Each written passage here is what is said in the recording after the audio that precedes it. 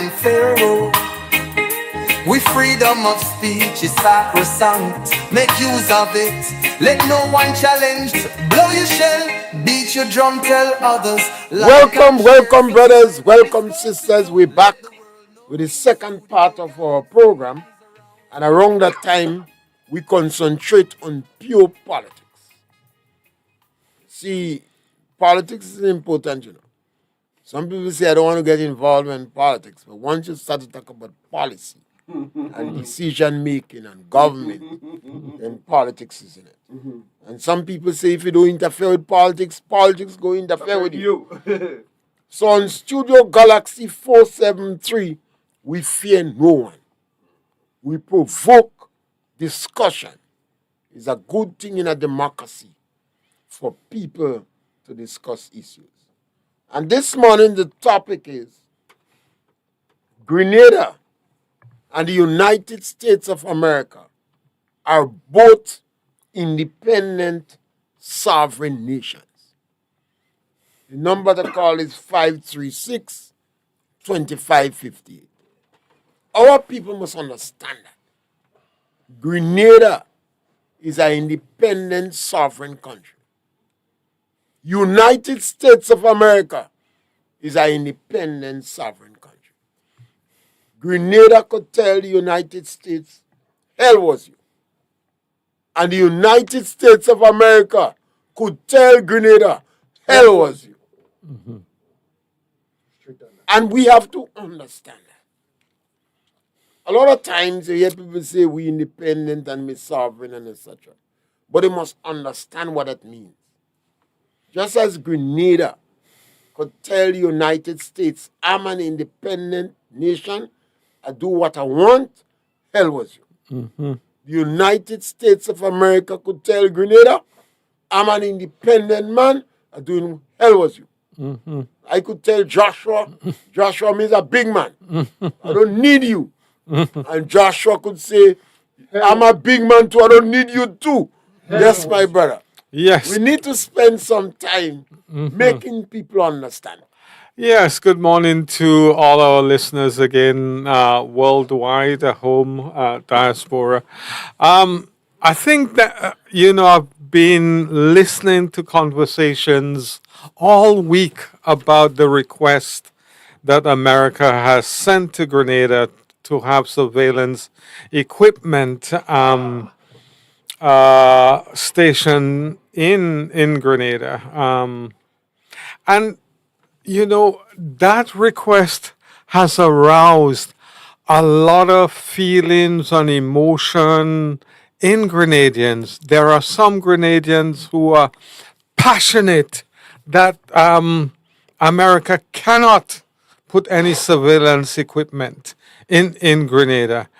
And there are some who say, I remember 1983, how people were trembling in their kitchen and hiding under their beds, and the traumatic experience they had from the American invasion. And some are saying, well, America came and America saved us. And, and there are those who are saying, we're an independent country. We can do what we want. And I understand that theoretical argument because it's purely a theoretical argument. You're only independent if you have an army and a navy and an air force to back you up. Otherwise, you're just kind of talking hot wind. When America decides to mobilize its forces and America says, damn you, we're doing what we want, push America back, That is true independence. But when Grenada say, I'm an independent sovereign nation and we're doing what we want, and the American, gunboat come outside in St. George's there, see if you're doing what you want. We have to understand power geopolitics. Yes, we are independent in theory, and if the world was a fair place and a just place, we would be independent. But we live in a power politics world. We don't live in a just and independent and legal world, you know. We live in the world where those with power will trample over those who don't have power. And we try to stop that in the world by having what they call a rules based society. But you know, every so often, this rules based society lets us down. It's been good for about 80 years, most people say. People follow the rules, law and order. But we have a different regime in America at the moment. And many of my friends say, Josh, don't worry about it. I know people are destabilized in Grenada, all over the world. They worry that things are unpredictable. But remember, presidents come and president goes. But I say to them, but we still have, you know, almost 3 years to go in terms of this unpredictability in terms of America. And they said to me, you know, Josh, I'm not saying that America should be allowed to put its radar and whatever in Grenada. I'm not saying it should not. But what I'm saying is my personal feeling is different to what is best for Grenada. Now, that is the dilemma that most Grenadians face because I might well feel that based on what happened in the past and my emotion and feeling, etc., you know, I'm a independent sovereign country and I'm not interested in power politics, so they can't do it. And other people would say, but America has been a good friend. Yes, America has made mistakes, but America has stood with us and over the years, and America is a friend of ours, you know. And they're not saying that they want this equipment here to invade Venezuela, but many of our people believe that is the case. That is what the equipment is all about. So you know, the power politics is America can make the lives of ordinary Grenadian citizen, regardless of your political persuasion.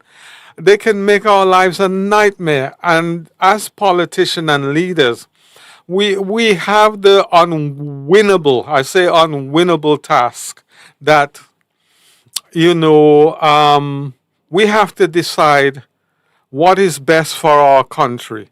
We might not agree with the decision that we're about to make, but it's not about me, the individual or the individual minister. It's about what is best for Grenada in the short term, medium term, and long term. And those things have to has to be taken into consideration. And I want to be a little provocative now. I saw some things coming from the newspaper.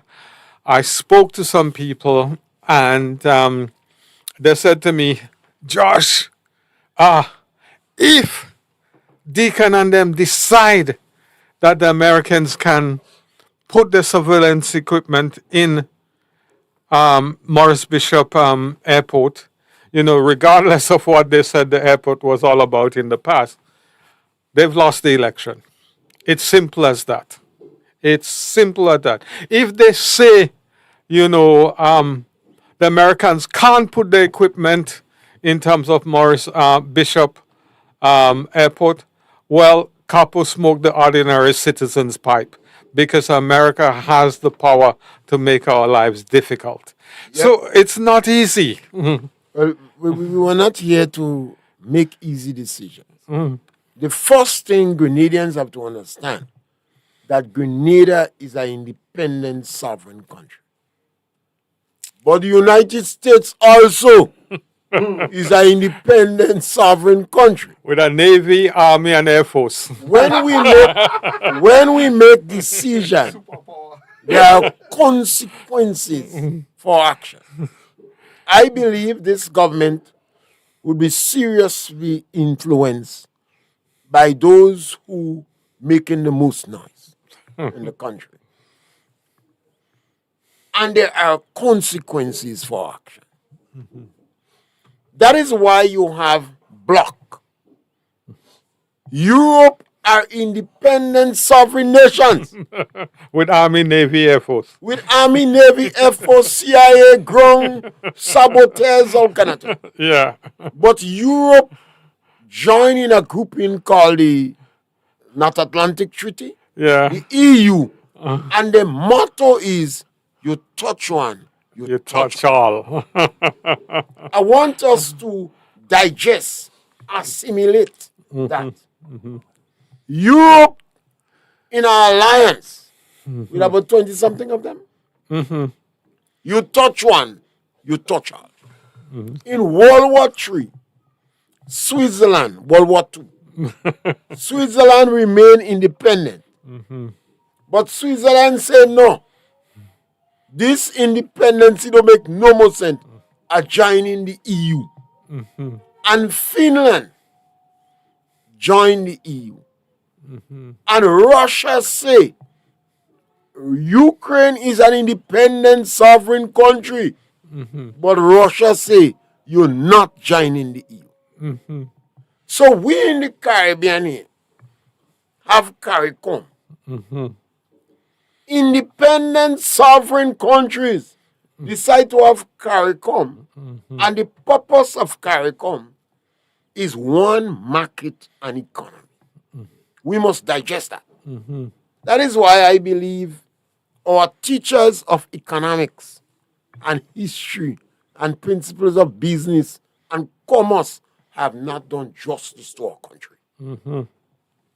CARICOM, several independent nations, sovereign and independent, Barbados, Jamaica, Belize, Saint St. Vincent, Ralph Gonzalez, Dancing Shango and Baptist in St. Vincent. We are all independent countries. Advance with the ultimate aim, we're going to have one market and economy. After 1983, when Grenada was invaded, when the American intervened, or when we were rescued. If you ask Kenny Larson, he said we were rescued. If you ask Chester Humphrey, he said we were invaded. If you ask, he said they intervened.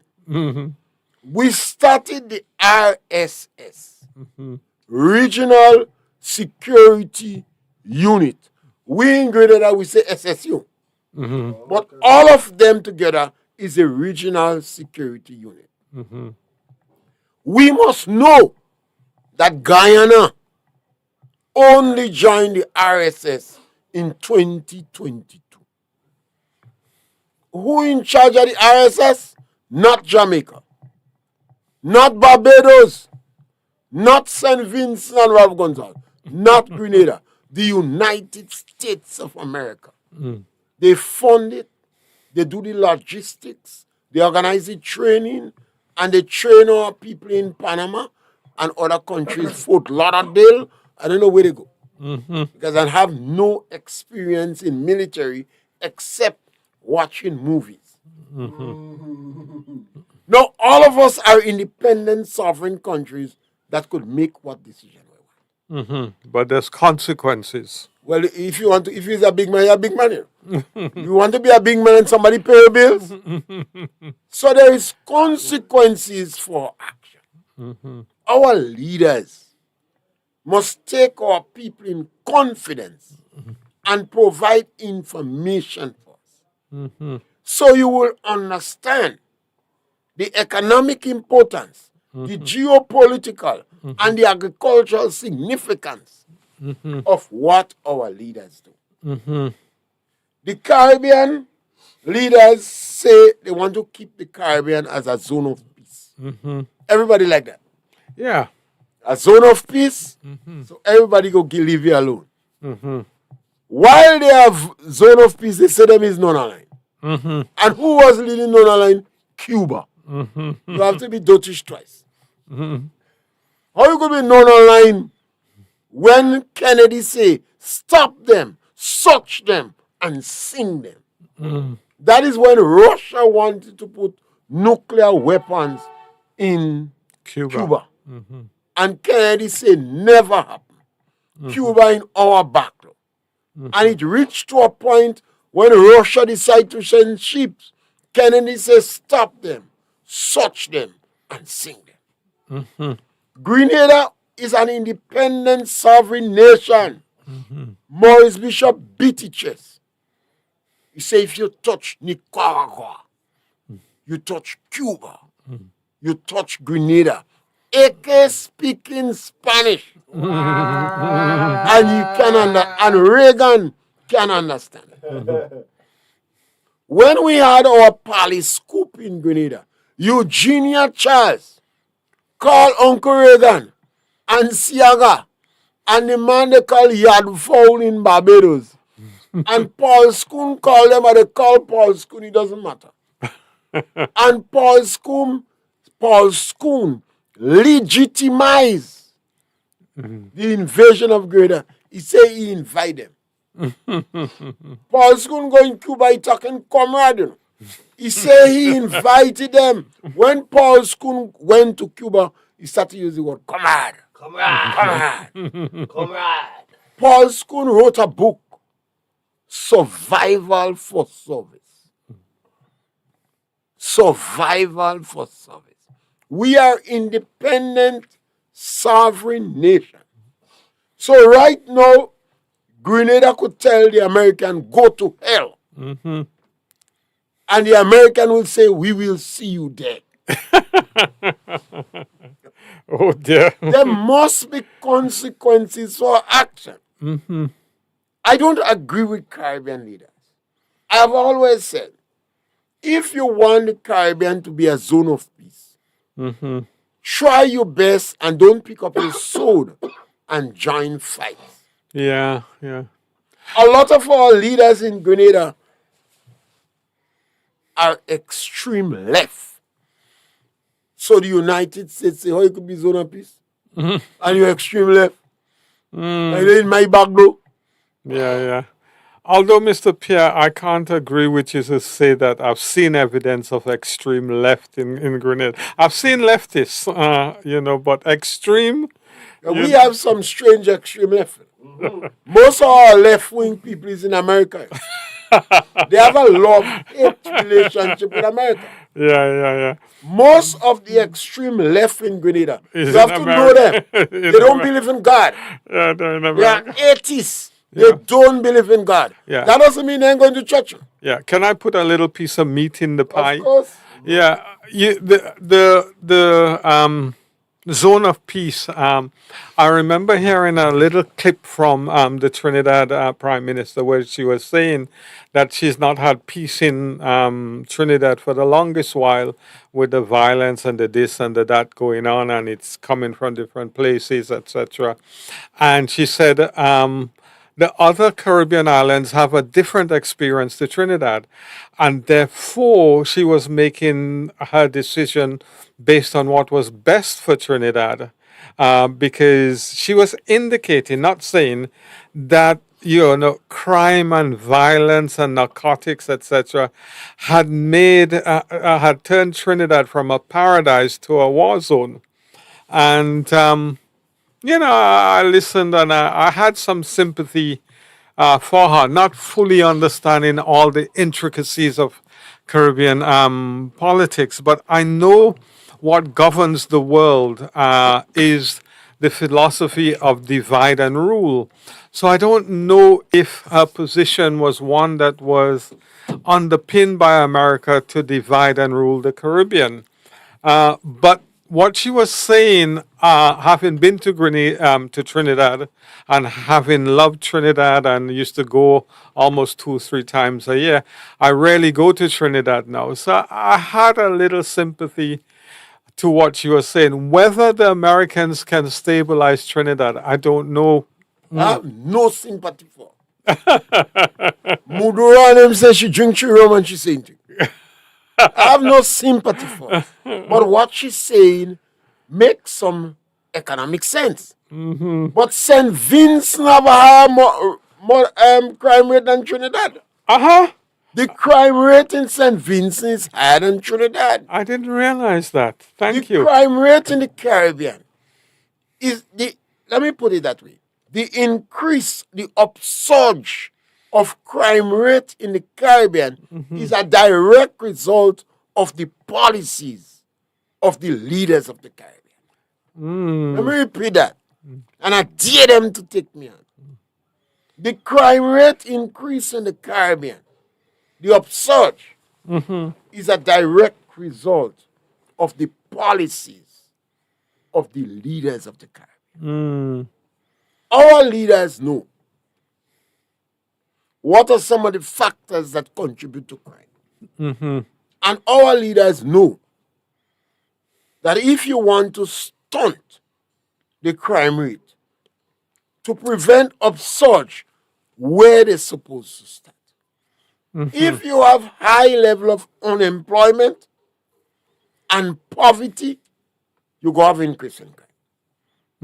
If you have low productivity in the education system, you go have increase in crime. If you decide to demean and maul and insult the people in the lower income group, they go burn down the plantation. Now, every prison in the Caribbean is overpopulated. But the majority of people in prison did not have a good education. Now, you do your research. Look in your own community. If you're living in Ticolo, look in Ticolo. If you're in Tivoli, look in Tivoli. If you're in River Road, look in River Road. If you're in Tukongo, look in Tukongo. The people who involved in the most crime in the community, are they employed? Are they unemployed? What is the level of education? Do they have jobs? Are they living in a cycle of poverty? My mother poo. I have 28 years. I still sometimes going back and take my mother to hide she money in the Bible for me not to learn it and don't pay about. My girlfriend poo. Oh God. A cycle of poverty that contributes to crime. But remember, we are independent sovereign countries. Nobody couldn't tell Jamaica. Jamaica was one of the most peaceful countries in 1962. What The happened? Jamaica dollar was almost equal to the US dollar.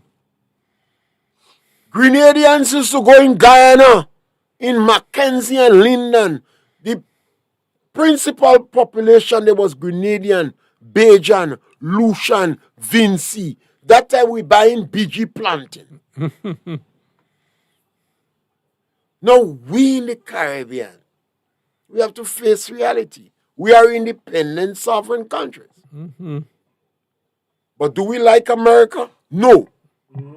Caribbean people don't like America. They want to benefit from America. Our leaders in the Caribbean like Russia. They like Cuba. They like the communist countries. They like to jail people who disagree them. They don't want to experience freedom of expression. The only leader, the only political leader in Grenada who readily gravitate towards freedom of expression. Somebody call me and tell me. One leader is Keith Mitchell. The most criticized leader in Grenada is the one that liberalized the telecommunication network. Let me repeat that for you. There's something you need to repeat. The only leader in Grenada that seems to prefer freedom of expression is Keith Mitchell. He liberalized the communication network.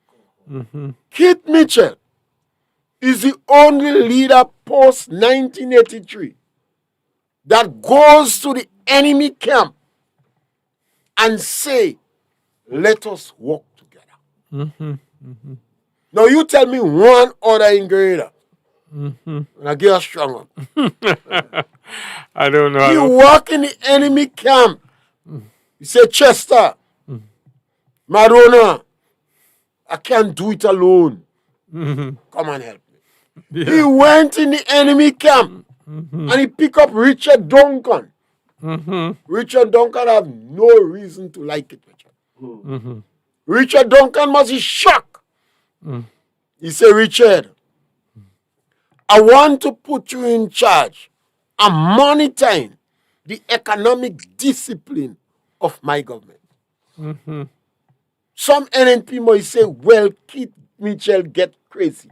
He and Gregory Bowen, because Gregory Bowen was Minister of Finance. He must have a say. They take a known enemy of theirs and they liberalize. And they constantly searching. If they see anything that makes sense in the enemy camp, they say, come, let we work together. And those are the most criticized individuals. And I don't think they're vindictive. And I don't think they have gone after the enemies unreasonably. We in the Caribbean benefits economically, geopolitically, and our social relationship with the United States of America. Remember, we are an independent sovereign country. And United States is an independent sovereign country. So if I tell you to lend me your barbecue stand, because I have a little fete going on here. But I didn't invite you, so you don't lend me the barbecue stand. No, we're not going on with me vehicle, you want, right? I'm not giving you right, according to color. You see what happened? Grenada do not have to bother with the United States. But the United States have to bother with Grenada too. Yeah. What about that with us? Yeah, and in terms of the geopolitical kind of understanding, and that's very important that people understand that, you have to see America as the big whale in the ocean, and you have to see us as the tittery. If you could do that in terms of imagination, you could start to begin to understand the power relationship between America and us. Well, sometimes I just wonder if and I pay particular attention to potential leaders. That's why I tell you, some of the leaders in Grenada are extreme left. They are atheists. And they don't believe in the freedom of religion. They cannot tolerant because they scale out with them. So they're looking at saltless Christians, but they hate religion. As what, Christians? Saltless. Salt. Yeah. You know, you either have salt or you know something. Yes. They don't like Rasta. Because Rasta is a kind of religious group. But they will jump on a cause. So, these individuals, you see them, they were quiet in the system, but an opportunity come out. They smell blood.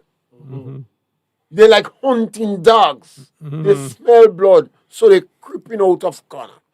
This group, Peter David is the front of this because he has a good face. People like him. I like Peter. Everybody like Peter. Everybody like Peter. But he's just a front. He was lane in the back. And you have an upsurge. Look at the voices that is strongest. Leading Deacon. And I believe Deacon is going to go in the direction they want him to go. I have no issue about that. Because I say we are an independent sovereign nation that make our decision that must be prepared to stand the consequences. There was one other kind of theory that was shared with me. I didn't know I was going to talk on politics this morning, and I think it's worthwhile sharing it. And I think our friend Michael Baptiste, who sometimes phone in or appears on the program, his view was that this is a transactional society. America is a transactional society, and Grenada needs to be a transactional society. So, what we should be doing with the current situation we face is to seeing what we could leverage against America in terms of getting something in order to give them what they want. And I think he suggested that we'll look for better treatment in terms of access to America, visas, etc. And certainly the ban that's been placed on our minister needs to come out straight away and look for development aid, etc. And having done that, we can say, well, we have this in our wish list. You fulfilled it, so we're going to fulfill your wish list. So that's one angle as well. I'm not advocating any angles. I'm just trying to break down all the different angles so that people are aware of the range of angles that exist. But the most important thing I think that we need to understand, there are consequences to the decision that we make. We must understand that. And we must also understand that, it's not only one decision that may be made. I mean, my heart goes out to our ministers who are having to make these decisions. But we're in a situation that it's not easy. I had a friend call me last night and she said, Josh, you don't understand what it's like, when the American invaded before and the traumatic situation it had on many of my families. You might understand the theory, but the impact it had on people's life, the guns, the fright, the fear, and not only glad they whine, they glad not only has it left a lasting impact of them, but the thought of American soldiers again frightens part of our nation. Now there are many different angles. As Mr. Pierce saying, there were those who were whining and drinking and glad and all the rest of it. But Uncle Sam. yeah, but what I'm very mindful of is that we don't allow these issues to divide us further than we've been divided in the past. We've developed the tribalism with the political parties, and we come from a culture of divide and rule. But I think these are things we have to fight against. And I think, Grenada doesn't begin and end with the decision that we faced with. Life will continue. Life will grow. Oh, we have a caller. Thank you, caller. Yes, caller, welcome. Oh, yes. Good morning to you, Doc. Yes, my man. Good morning, Brother Josh. Good morning. Good morning. How is everybody today? Yeah, good. We're struggling with the issues. I love the way you answer that question. What do we supply? What can we supply to Africa? And you started well. We have a lot of things for us to see. And I am maybe excited about the tree you saw. You should take a picture and circulate that beside the tree you saw. But you're so right, Brother Josh. What do we supply to Africa? We can't even supply Britain and America and the Caribbean. Yeah? Fellas going to Africa. So, to me, we taking money and throw it away. What we need to do, if we need to enter Africa in terms of trade, we first have to have the numbers. We have to have the product to supply. What is the product do we have? Nutmeg and cocoa is not sufficient to send to Africa because, Africa have nutmeg too, Okay. Indonesia, right? And we can't supply cocoa to Africa. No. Africa have more cocoa than us. In terms of quality, the little few pounds of cocoa we have there, if we decide to ship that to Africa, what amount of money we are going to get for it? How would it benefit the farmers? Would it be 3 times and 4 times the price that we're getting from Britain and France and America? So those are just emptiness. We're wasting money. We How are we going to get it there? What mode of transport we're going to use to get it to Africa? What will it cost us to send it to High Africa? sense. You see, we're doing this thing backward. That's the reason why some people, up to this yesterday, somebody was criticizing when we talk about the growing the economy, as though, well, we doesn't know what is keeping us afloat. It is the economy, the arms of the economy, the part of the economy that brings in the money, right, to balance back with our expenditure. That is keeping us afloat. So if we doesn't have an economy, and some people feel that, okay, we shouldn't rely on the economy, how do we keep our people alive? How do we conduct business without an economy? So some people doesn't understand, even though, that they are at that level, because they know, they're not that dumb, but they doesn't understand it. So what we have to do, if we want to take advantage of this thing, we must expand, grow the economy to produce what we want to sell to anybody. It's local. Yeah? Yeah. My nephew called me and say, Uncle, I have a big loss in tomato. I said, how? What happened? The weather? He said, no. He said, the market. He said, I lost about $8,000 in tomato. He said, the market got on me. One farmer. And that was yesterday. So we just can't supply. But here we're spending money. We want to spend money to go to Africa. And what part of Africa are we contemplating on? I sent Taraba. Right. I sent you some clip in there because I picked that up yesterday and today. What are we going there for? If this place is more depressed than Grenada, what are we linking up for? Nigeria is a country. What I hear the name, I start to tremble. Yes, it is not a country that we should have this kind of ties with.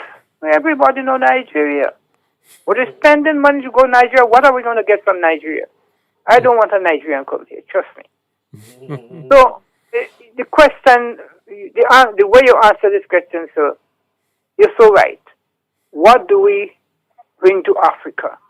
And I'm saying before we contemplate on this wider aspect of relationship, let us concentrate on positioning our economy to deliver what we want to deliver overseas. Now we're wasting time because the longer we take to expand and grow the economy, the more costly things will be. Something I don't want to take too much time, but something I'm observing here, and it's not now it's happening. In any 5 years, we want to do about 9 major capital projects. Where do we get the money from to do that? We have to get loans. Now you go for loans and you get a loan, but you can't pay back the loan because the costs go up and people don't have the money to spend to bring back the money. Couldn't we do in any 5 year, plan it in a way? You alone, one government cannot do everything within a 10, 15, 20-year period. So if you're going to alternate in office, okay, we are planning to build 3 schools. It costs X, Y, Z. So here is what we have to raise. Locally, we're not going for loans. So we are only, within this 5 years, we'll be only able to build 1 school. 1 school X cost, and we'll go with that. We might lose office, but we're saving the citizens embarrassment and headache. If you come back in office maybe in the next 5 years on the alternate, you say, okay, well, we're going to build the other school, and so forth and so forth. So you streamline your projects, and you do it over a 25, 30, 40-year period.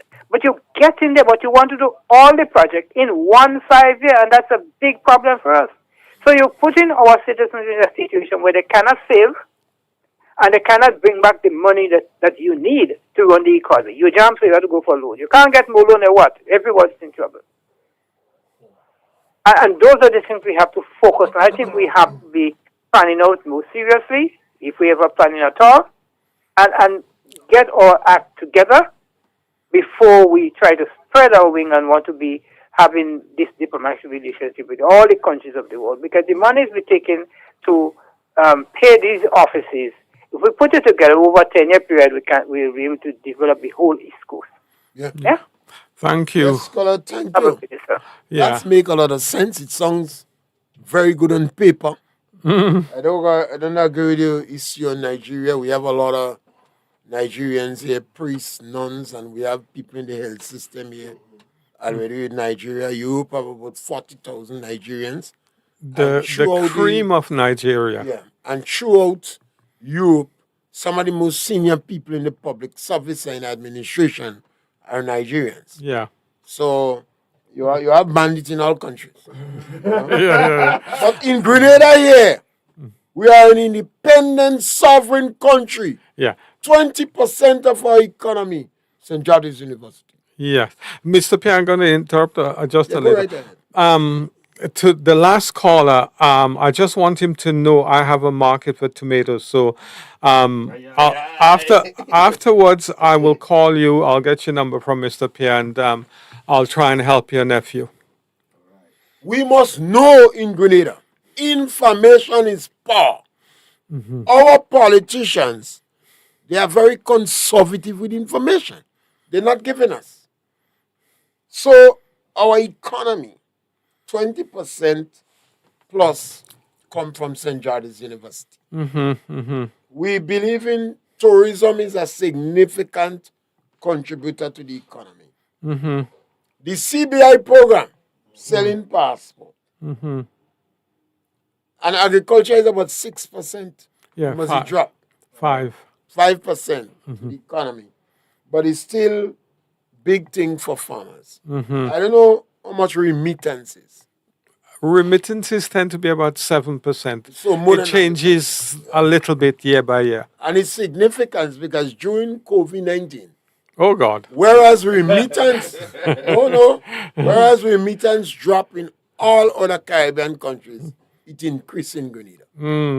So this is a strong market. Remember the number to call is 536-2558. I forgot to tell you to subscribe to Studio Galaxy. You have to help us.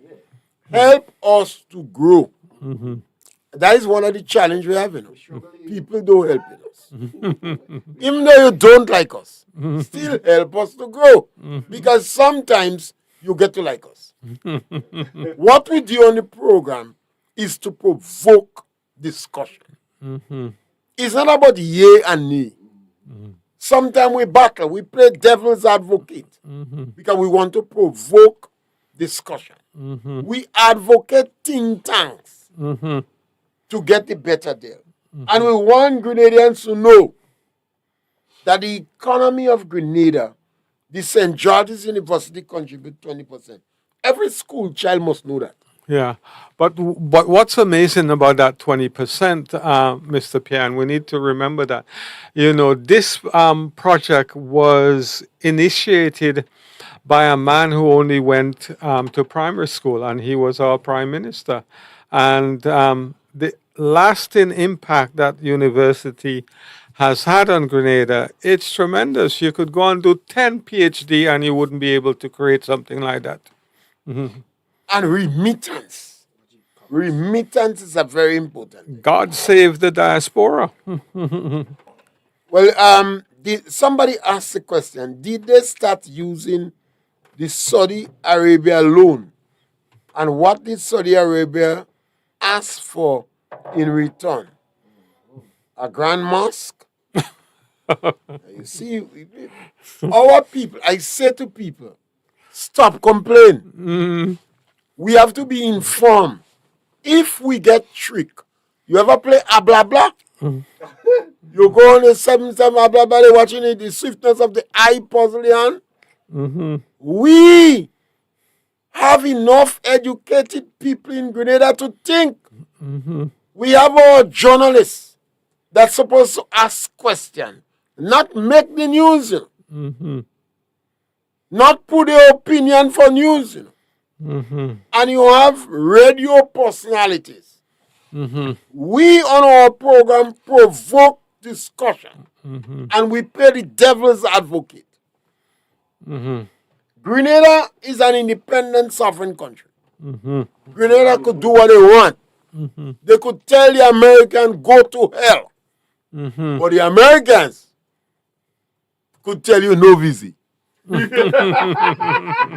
Simple. The American, and as soon as they put pressure on visa, it affects tourism. It affects St. George's University. If they put, I don't know, it's punitive. They put tax on remittance. Yeah, I think it's punitive. 1%. That they have now is 1%. 1%? Yeah, I believe so. Oh, But remember, Cuba have 30% tax on the US dollar. So the American could put 30% too.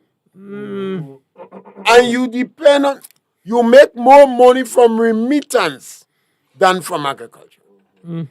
So your leaders, the foreign policy ought to be reflective of the economic realities and the dreams and aspirations of your people. And you have to prepare to stand the consequences. You know why you can't get Budweiser in Grenada? What for Budweiser? If you buy a Budweiser in Grenada, about $15. What? Why? Because of the amount of tax on it. And you're right. Grenada right to protect the market. Yeah, Because Grenadians like anything that in America. Our girls will wear winter boots in summer. So we're going to drink more Budweiser than Carib. So when we put tax on Budweiser, and I'm only using Budweiser because I don't know the amount of American beer, we protect Carib. Coast Light. You know why we can get Banks DIH in Grenada? Ask O'Brien Seatal. Because we give Carib preferential market. So the United States of America could do the same to us. So the United States, we say the wicked and great Satan. Because the left, the communists in Grenada, and all those communists is atheists. And no, I have enough discussion with them. And they support Russia. And they want to jail people. Rasta. They send you back in jail again. Oh, gosh. Christians, you're heading for, because they don't respect the rights of the religious people. China say is the opium of the people, the drugs, the coke, the higher the people. Religion is the opium of the people. So we must open our eyes. I see the upsurge in extreme views, the intolerance to difference of opinion in Grenada. Yeah. We pretending. And when you cuss in America, the people, the leaders in the Caribbean that are asking for zone of peace, when Venezuela was making preparation to attack Guyana, did you hear any leader, including Ralph Gonzalez and Mia Mottley, condemn Venezuela? Did you hear they offer support to Guyana? And Caribbean people don't like Guyana much. I think the best relationship is Grenada. The Barbados, Jamaica, Trinidad, they never like Guyana. I love Guyana, especially the women. Well, of course. When we talk about love, man, we talk about we love all women irrespective of the ethnicity. Right. Yes, caller, welcome. Yes, good afternoon once again. Yes, my brother, you're welcome again. Right. Now, you're saying scholarship, brother. How many people or persons we sent on scholarship overseas over the last 20, 25, 30 years? And where are they? And what are they doing? Do it make sense sending people on scholarship, qualifying them and bringing them back here to do nothing? Where do you put them? You cannot employ them. You doesn't have the employment space for them. So why do you send them on a scholarship? They cannot do anything on their own because we doesn't have the economy for them to utilize the skill, the newly acquired skill. Again, I'm saying, we are too ambitious in this thing. Our head is moving too fast for our feet. And that will cause us to lie down. Just put something standing and move the top of it without moving the bottom and see what will happen. It will lay flat. That's what we're doing to our people. Because our head is thinking, but we're not moving to the feet. We're not preparing the economy to utilize what we learn. So everything boils back to the state of the economy. And I'm not only blaming the government per se. They are policymakers. They are lawmakers. I am blaming the private sector for not taking the initiative to study the economy, study what they want to do, based on their survival, the long-term survival, and grow the economy so the government could manage it. So the private sector is the first government. Government is the second government. And they have to take up the road. Except the private sector take up the road because I said they're waiting on the government policies and the government must put policy in place for them to do something. No, I don't see that way, no. I never got anything from government, and here I am. I could hold my own. So if the private sector have a development vision, they know where they want to position the business. Concession to do your business. My thing is you work, you save, and you do what you have to do. Yeah? I don't think the government have much to do that. Maybe what you should get from the government is the infrastructure. Roads, water, electricity, that will service what you want to do. You're supposed to find your money to be able to do your things. So once we are going to send people on scholarship and we're signing contract, they should come back to work. The private sector cannot employ them because they don't have the space. The government cannot employ them, they don't have the space. Because why? We did not grow that sector. It comes right back to the schools. The people you educate them along certain professional lines. That is what they want to do when they graduate. So is it that the government have the space for them? Because that's where the first application will go to the government. Or the private sector have the space for them. And if you didn't make these two provisions, you cannot sign any contract with them to say they have come back to contribute. Contribute for $1,500 a month, $2,000 a month. That can't work. So, as I said, we're thinking before behind, and that's the problem there. People must develop economically, financially, in order for the government to obtain the revenue. And this revenue have to come in two ways. Through the government policies and to the private sector initiative in terms of commerce. That's where we have to go. Commerce must not be, at the end of the year, you make $2 million. Oh, that's a lot of money. No, we're talking about billions of dollars. You have to position your business to earn large amounts of money at the end of the year. And that's going to say rapid commerce. That is what we have to be serious with the citizens and serious with the business. We run in this country over the years that I know in a joking way, you know. We joking. That's why people like me couldn't stay with the government because I'm a fast thinker. And as I think, I want to act. Government is too slow for me.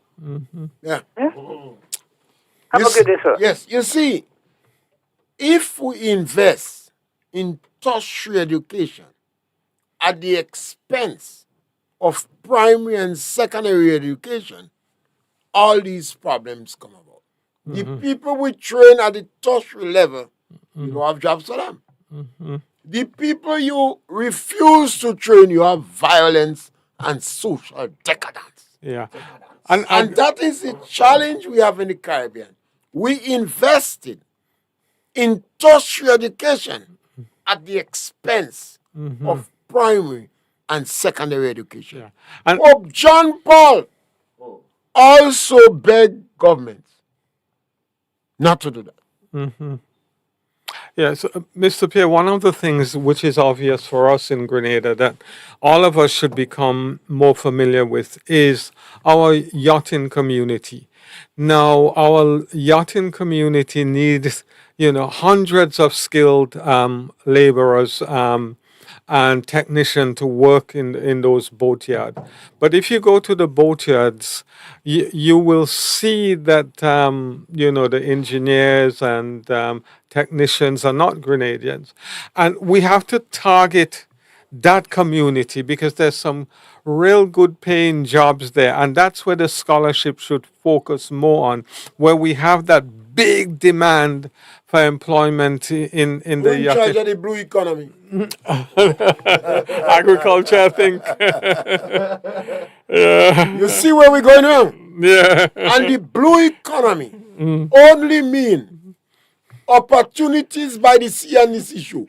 Yeah. But they say, oh, the blue economy. Yeah. And when you ask them why is the blue economy, they don't know for themselves. Yeah. The blue economy is creating opportunities from the sea and the seashore. Our Crab seamoss. farming, seamoss, marine life. 80% of we people should be swimming. 80% cannot swim. Yeah. What about water sports?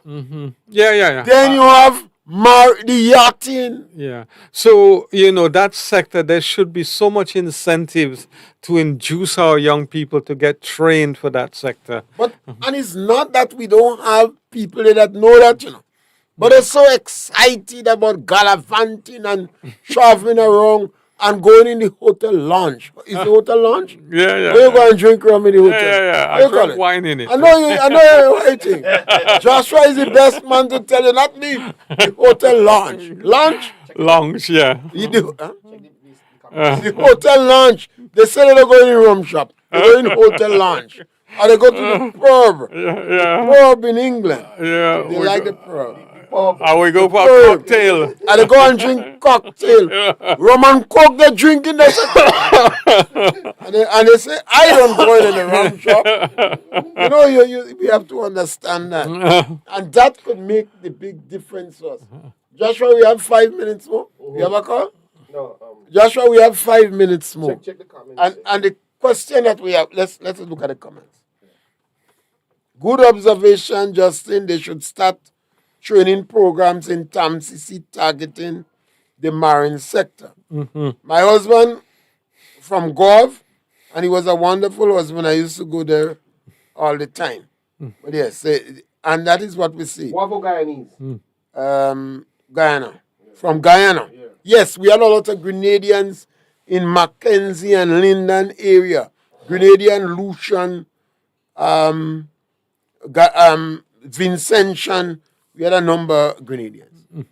And we can't blame government, The government is a true reflection of the people. We have to stop blame and say, let us solve the problem.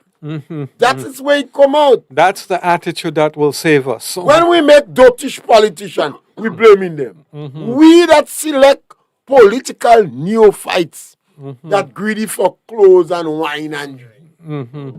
Because where I might say, I go in the rum shop.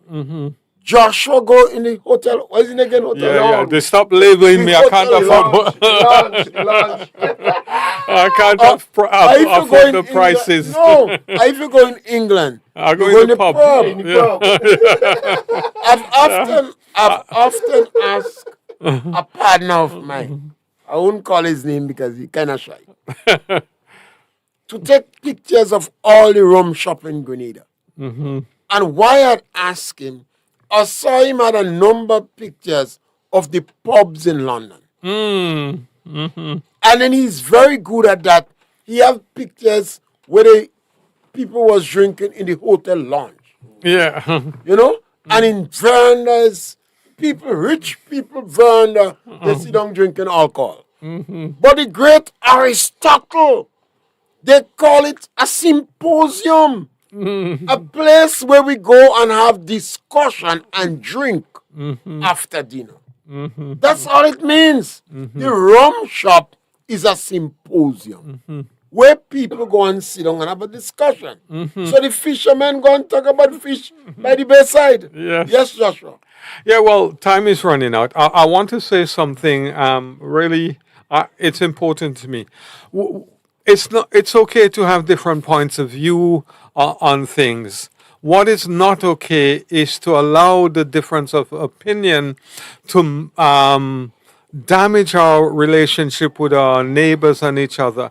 We must be tolerant and we must accept that we have different views as Grenadians. We don't all have the same view. So as much as this discussion, I fear, is causing friction and tension amongst our population, I pray that we exercise tolerance towards each other and we exercise tolerance and understanding towards our leaders. Yes, and I want to inform you and remind you. In the same way Grenada is an independent country, and they could tell the United States, go to hell. The United States is an independent country too. Donald Trump could say, go to hell too. And remember to subscribe to our program, share our program, like our program, and we must remember to act in our own interests. Thank you very much. 7-3 standing strong is yours, you know. Yeah. The medium and opportunity for you. Make your contribution, let them know. Democracy in Spice Isles is alive and well. Ask you questions, sing and beat you drum. Make you